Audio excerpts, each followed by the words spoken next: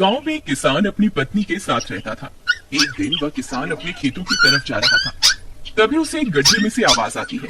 अरे ये कैसी आवाज है? लगता है कोई कुत्ते का बच्चा है जो मुसीबत में है। मुझे इसे बचाना होगा, नहीं तो ये मर जाएगा। फिर वह गड्ढे में झांक कर देखता है तो उसे वहाँ एक छोटा सा कुत्ते का बच्चा दिखाई देता है। वह उसे देखकर दंग रह जाता है।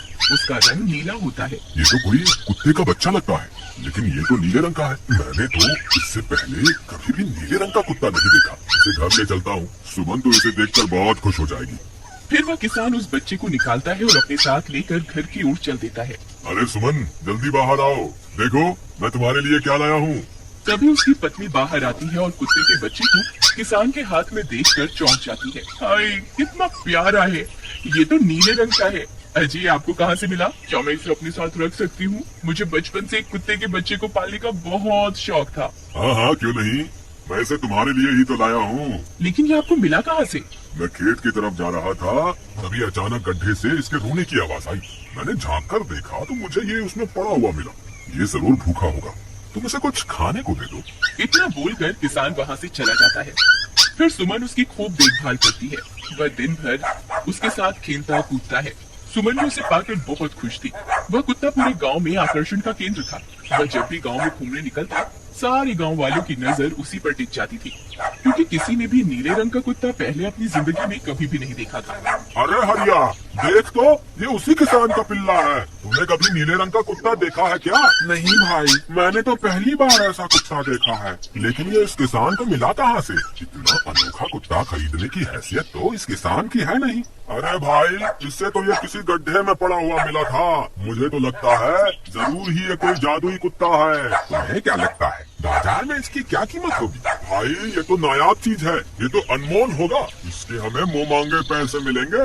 भाई, हर नायाब चीज पर तो सिर्फ हमारा ही अधिकार है। देर किस बात की, आज रात को ही इसे किसान के घर से चुरा लेंगे। रात होने पर किसान और उसकी पत्नी घर में सो रहे होते हैं। तभी लल्लन और हरिया किसान के घर में घुस जाते हैं और नीलू को बहलाने फुसलाने लगते हैं। ले ले बेटा, बिस्कुट खा ले। ले ले ले ले ले ले, आजा आजा। वह झट से उसे बोरे में कैद कर लेते हैं और वहाँ से 9 दो 11 हो जाते हैं और भागकर अपने घर आ जाते हैं। हरिया भाई, एक काम तो पूरा हो गया, बस अब इसे शहर जाकर किसी को बेचना बाकी है। शुभ काम में देरी किस बात की? हम कल सुबह होते ही इसे शहर जाकर किसी को बेच आएंगे। अगले दिन सुबह होने पर वे दोनों नीलू को बोरे में डालते हैं और उसे बेचने के लिए निकल पड़ते हैं। रास्ते में उन्हें एक सेठ मिलता है। उसे उस बोरे में से अजीब अजीब सी आवाजें आती हैं। अरे भाई, रुको रुको, इस बोरे में क्या भर कर ले जा रहे हो? भाई, ये एक जादुई कुत्ता है। ऐसा कुत्ता पूरी दुनिया में केवल एक ही है। ऐसा कैसे हो सकता है भाई? जरा मुझे भी तो दिखाओ। वह सेठ नीलू को देखकर चौंक जाता है। तुम्हें इसके लिए 100 सोने की मुद्राएं देनी होंगी। ठीक है, मुझे मंजूर है। लो, ये लो तुम्हारी 100 मुद्राएं। आज से ये कुत्ता मेरा हुआ। वहीं दूसरी तरफ नीलू को घर में ना पाकर सुमन और किसान परेशान हो जाते हैं। सुमन का रो रो कर बुरा हाल हो जाता है। नीलू, तुम कहाँ चले गए? तुम्हारे बिना मैं कैसे जीऊंगी? वापस आ जाओ ना नीलू। अजी, मेरे नीलू को कहीं से भी ढूंढ कर लाइए। जब तक वो वापस नहीं आएगा, मैं खाना नहीं खाऊंगी। ठीक है, तुम रोना बंद करो, मैं उसे ढूंढ कर लाता हूँ। फिर किसान गांव में लोगों से नीलू के बारे में पूछता है। अरे भाई, मैंने तुम्हारे कुत्ते को देखा था। वो लल्लन और हरिया तुम्हारे घर से बोरे में किसी को भरकर ले जा रहे थे। वो अवश्य ही तुम्हारा कुत्ता होगा। फिर किसान भागता हुआ लल्लन के घर जाता है। लल्लन, मुझे पता चल गया है, तुम्ही ने मेरे नीलू को चुराया है। उसे अभी के अभी वापस लौटा दो, नहीं तो मुखिया से कहकर तुम्हें कड़ी से कड़ी सजा दिलवाऊंगा। अरे हरिया भाई, इसे कैसे पता चल गया? मुझे लगता है किसी ने हमें उसे चुराते हुए देख लिया होगा। मुझे अभी के अभी मेरा कुत्ता वापस करो, नहीं तो अच्छा नहीं होगा। भाई, तुम्हारे कुत्ते को तो हमने 100 मुद्राओं में बेच दिया। अब तुम चाहो तो सारी मुद्राएं रख लो और हमें छोड़ दो। नहीं, मुझे मेरा कुत्ता ही चाहिए। तुम्हारे पास कल सुबह तक का वक्त है। कैसे भी करके उस व्यापारी को ढूंढो और मुझे मेरा कुत्ता वापस ला कर दो, नहीं तो जेल जाने के लिए तैयार हो जाओ।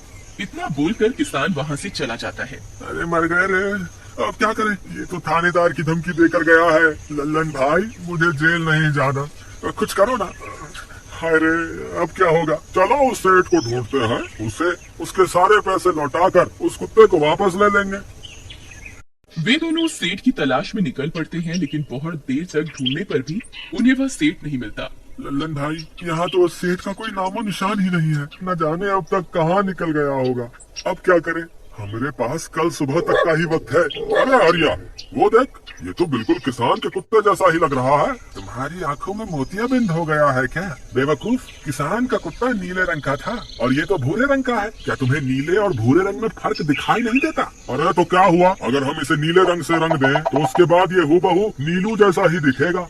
बात तो तुम सही कहते हो भाई। चलो फिर देर किस बात की, अभी इसे पकड़ते हैं। फिर वे दोनों उस कुत्ते को पकड़कर अपने घर ले जाते हैं और नीले रंग का पानी घोलकर उसे उसमें डुबो कर उसका रंग भी नीला कर देते हैं। अरे भाई हरिया, ये तो बिल्कुल नीलू जैसा ही दिख रहा है।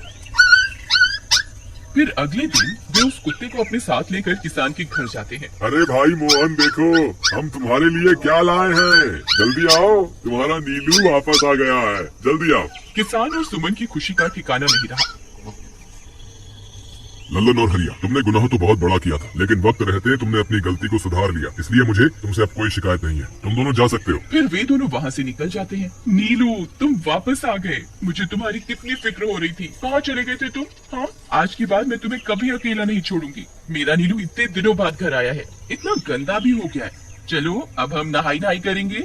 फिर सुमन उसे नहलाने लगती है। अरे मेरा नीलू नहाई करेगा, इतना गंदा हो गया है। पानी उसके ऊपर पड़ते ही वह कुत्ता छटपटाने लगता है। अरे क्या हुआ नीलू, तुझे तो नहाना बहुत पसंद था, आज क्या हो गया तुझे? तभी उसका सारा नीला रंग उतरने लगता है। अरे ये क्या, इसका रंग क्यों उतर रहा है? तभी वह कुत्ता गुस्से में आकर सुमन को काट लेता है। अरे मर गई रे, हाय रे। अरे सुनो जी, इसने तो मुझे काट खाया। हाय रे अजी, सुनते हो? जल्दी आओ, मुझे लगता है ये हमारा नीलू नहीं है।